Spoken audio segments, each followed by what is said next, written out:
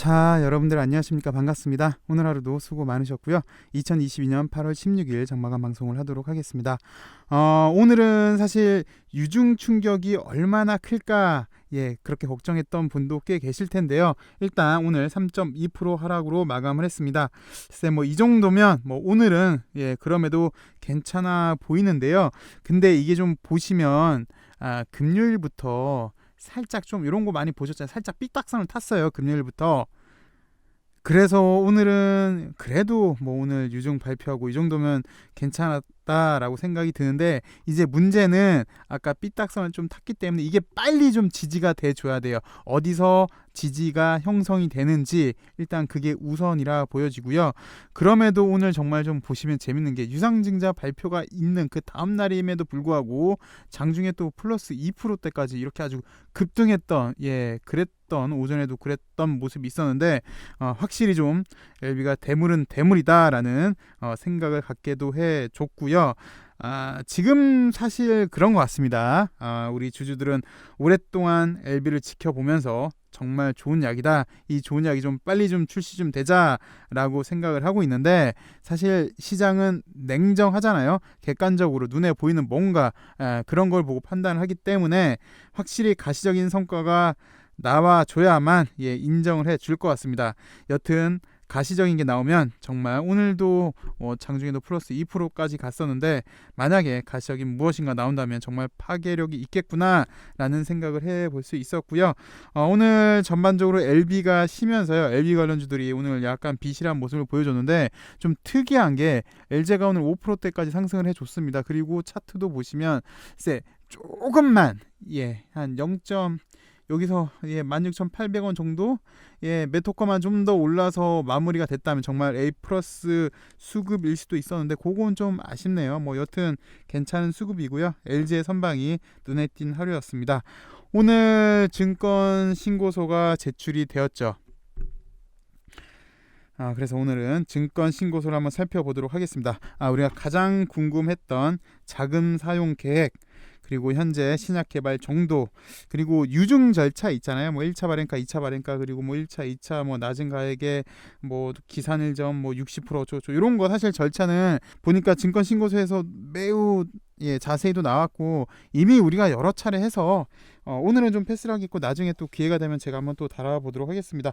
그리고 우리가 또 궁금해한 진 회장이 과연 유증에 참여할까라는 거 한번 증권 신고서에서는 시뮬레이션 한번 돌려봤더라고요. 그거 한번 좀 살펴보도록 하겠습니다. 근데 그거 전에 우리가 지난 주말에 가남 1차 프리 NDA 신청 완료 기사가 나왔을 때 주가행에서 선양남성함도 프리 NDA 신청했다라는 제보가 있어서 회사에 문의했다라고 공지를 했었잖아요. 그래서 회사 답변이 왔더라고요.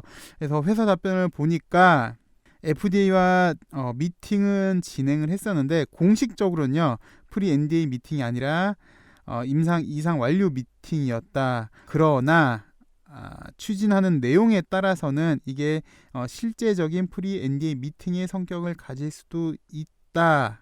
쭉 보시면 이런 건데, 추후 필요에 따라서는 프리 NDA 미팅을 진행할 수도 있고, 아니면 프리 NDA 미팅을 가름하여 NDA를 위한 준비 절차를 진행할 수도 있다라고 회사에서 답변을 보내줬네요. 여러분들 좀 참고를 해주시고, 그리고 증권 신고서에도 보시면 이 선양남성암에 대해서 계획이 있더라고요. 특히 선양남성 1차 치료제 올해 4분기 NDA 신청을 목표로 진행 중에 있다고 합니다. 물론 여기 보시면 예측이며 향후 지연 취소의 가능성도 있긴 하지만, 소양남성암은 일단 올해 4분기라고 나왔고, 그다음에 가남 1차도 내년, 그다음에 위암 말기도 내년에 이렇게 있고, 위암도 2차 치료제는 지금 파칼리탁셀 병용도 이렇게 나와 있는데, 위암 1차도 지금 임상하고 있는 거 캄렐리랑 병용하고 있는 거, 사실 위암 1차도 좀 중장기적으로 보시면은 기대가 되죠. 곧장 글로벌 3상으로 직행할 수 있는지 그것도 한번 좀 살펴봐야 될 것 같고, 여튼 이렇게가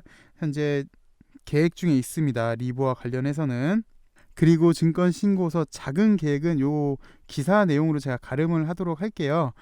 요게 이제 정확히 잘 나온 것 같은데, 엘레바 증권치드 증자에 약 2,300억 원이 투입이 됐고요.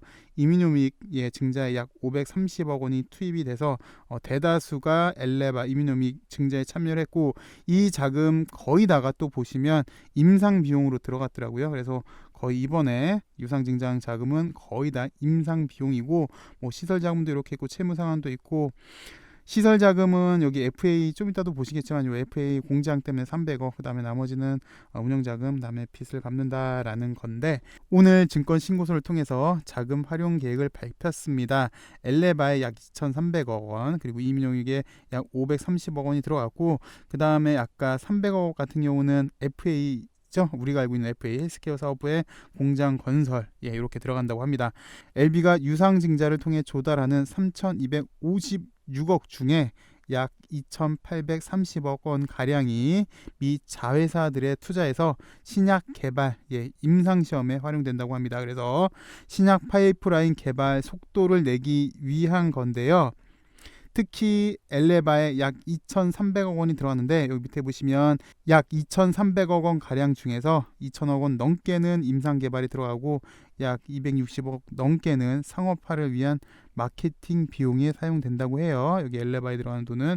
그리고 이민요믹 같은 경우는 530억 원이 들어왔는데 임상 지원 목적으로 530억 원을 증자를 한 거고요. 그 다음 FA 같은 경우는 300억 원을 대전 둔곡 2공장 건설을 위한 시설비로 사용을 하고, 나머지는 부채도 갖고 또 운영자금으로도 쓰인다고 합니다. 여하튼 기사에서는 지금 가장 기대가 되는 게 다음 달에 있을 에스모인데, 아바스틴 티센트릭보다 이 OS 19.2개월을 넘는 게 나온다면 세계적인 관심을 받게 될 것이다. 그래서 우리는 지금 OS 19를 외치고 있고요.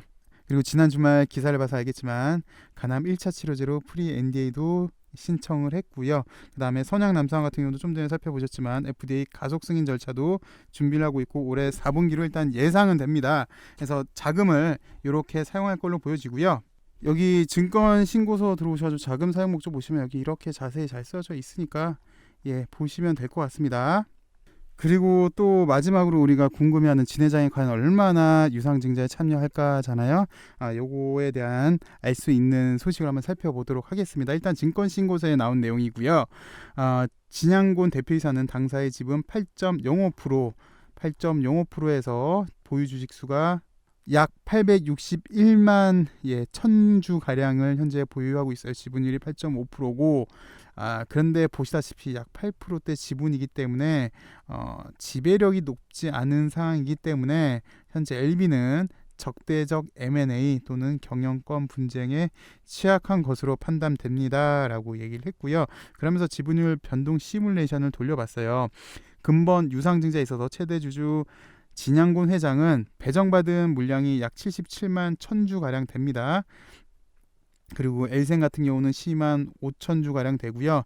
엘셀은 약 7만 4천 주 가량이 배정이 받았는데, 일단 엘생 여기 받은 거 12만 5천 주, 그리고 엘셀 약 7만 4천 주는 전량 참여할 예정이라고 했어요. 그 다음에 최대 주주, 우리가 관심 있는 최대 주주 및 특수 관계자, 진 회장, 사모님, 그다음에 사모님 동생, 그다음에 따님 두 분은 이게 좀 애매합니다. 배정받은 증서를 매각한 분만큼 청약에 참여할 예정. 배정받은 증서를 아까 보셨지만 진 회장 같은 경우는 약 77만 주를 받았고, 그런데 여기 뭐 사모님이나 따님 같은 경우는 배정받은 주식이 뭐 그렇게 크지가 않습니다. 보셔도 약 뭐 2,000주, 뭐 3,000주, 뭐 해가지고 4,000주 가량이 안 되는 거고, 여튼 요렇게 배정을 받았는데, 요거를 배정받은 증서 신주 인수권인 것 같아요. 신주 인수권을 어느 정도 매각한 다음에 100%는 다 매각하지 않고 일부는 매각하고 일부는 매각한 금액으로 다시 유증에 참여하겠다라고 하는 것 같아 보여요. 그러면서 이렇게 할 예정인데, 나머지 특간위는 뭐 미확정이지만 뭐 개인의 자금 사정 등으로 변경을 낼 가능성도 있고요. 그래서 시뮬레이션을 일단 첫 번째로 돌려봤는데, 요 배정받은 주식수가 77만 주잖아요. 근데 청약을 약 10만 주, 그러니까 13%만, 여기 보시면 13%만 참여를 가정을 했다고 합니다.